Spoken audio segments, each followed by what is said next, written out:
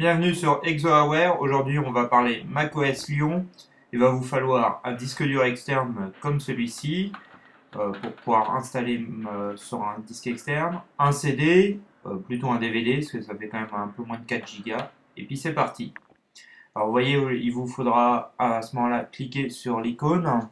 Là, j'ai juste monté, mais sur votre CD, hein. Puis suivre la procédure en faisant suivant. Puis vous allez pouvoir accepter bien sûr la licence, votre système. Bon, bien sûr pas celui-ci, mettez un système sur votre disque dur externe. Il faudra l'avoir formaté par contre avant sur les formats Apple. Vous pouvez en personnaliser, rajouter des fonctions serveur de macOS Lyon qui vous permettra d'avoir le admin tool et tous les composants serveurs. Voilà pour la partie d'installation, il y a juste à faire après à suivre les instructions, il n'y a pas de souci. Nous voilà enfin sur macOS Lyon. Après avoir fait l'installation, vous retrouvez la barre avec les applications, le Launchpad qui va vous permettre de retrouver le système de l'iPad avec ses dossiers. Vous voyez, je peux vous envoyer un. FaceTime, bien sûr, qu'on retrouve dedans. Vous allez retrouver, ça se gère comme sur l'iPad. Vous mettez, vous glissez, hop, il se retrouve dedans pour le retirer. Hop, vous le faites et c'est bon.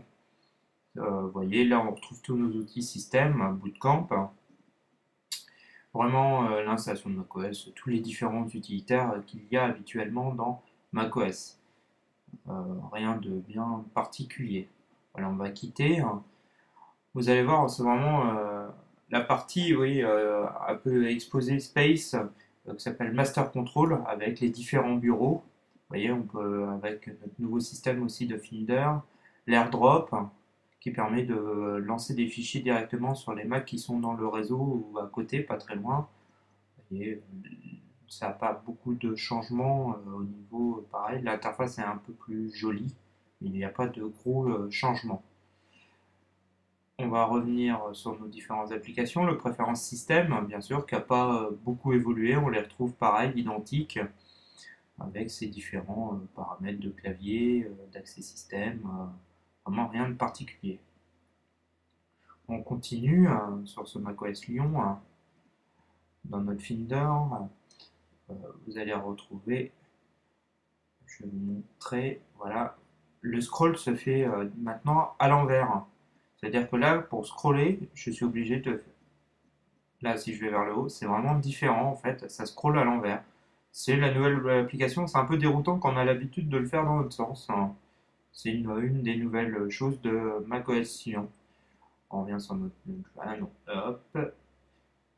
Alors, ce macOS Lyon, vous allez pouvoir découvrir Mail, la nouvelle interface qui est vraiment beaucoup plus sympa. Ils ont vraiment amélioré. La configuration se fait très facilement. Il est vraiment super performant, beaucoup plus joli. Vous voyez, maintenant on peut mettre en faisant le plus, le mettre en plein écran, ça c'est vraiment très agréable. Moi j'aime beaucoup ce nouveau mail qui est vraiment très très bien. Mais pareil, beaucoup de changements, mais internes, on ne voit pas beaucoup sur l'interface, c'est vraiment quelques nouveautés. Vous verrez qu'en fait il n'y a pas de grosses nouveautés. Oui, on retrouve en haut les différents utilitaires. On va retourner sur notre macOS Lyon. On retrouve le QuickTime, nos applis. FaceTime, bien sûr, qui se retrouve en dessus, qui est gratuit. Le nouveau calendrier, pareil, nouvelle interface graphique, un peu plus sympa. Mais pareil, pas de gros changements. On verrait qu'en fait, macOS Lyon apporte des nouveautés, mais rien d'extraordinaire. En plus, bon, c'est une bêta, il y a quelques bugs dessus. Pour l'installer, vous verrez, vous pouvez les retrouver hein, sur Internet sans trop de difficultés, hein. C'est pas hyper compliqué à installer, ça se fait en 3 temps. On retrouve notre App Store avec, vous voyez, le temps de charger. Pareil, la même fonction qu'on a sous macOS 6 sur Snow Leopard. Rien de pareil de nouveau.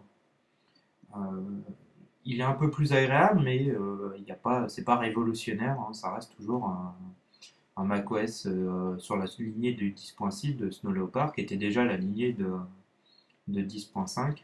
Là, vous avez l'onglet recherché, Spotify. c'est vraiment identique. Le Safari, qui a été amélioré, hein, pareil, que vous pouvez mettre en plein écran. Pareil, pas de grosses nouveautés, hein. Le navigateur, vous pouvez déjà le télécharger, il est déjà disponible sur, sur 10.6. Voilà, on retrouve vraiment les basiques, hein. Il n'y a pas, franchement, rien, vraiment rien de révolutionnaire. C'est agréable, c'est joli, mais voilà. L'aperçu, vous allez pouvoir voir, pareil, bah, ça n'a pas changé, barre d'espace, toujours la même chose, que ce soit pour les fichiers vidéo, PDF, musique, c'est toujours barre d'espace permet de lire. Ça, j'adore cette fonction, elle est vraiment très très pratique. Et c'est à vous après, si vous voulez vraiment l'installer, il n'y a rien de compliqué, il vous faut un disque dur externe partitionné pour Apple. Et vous l'installez dessus, moi, ce que j'ai fait sur un petit disque externe, ça vous évite d'écraser votre système.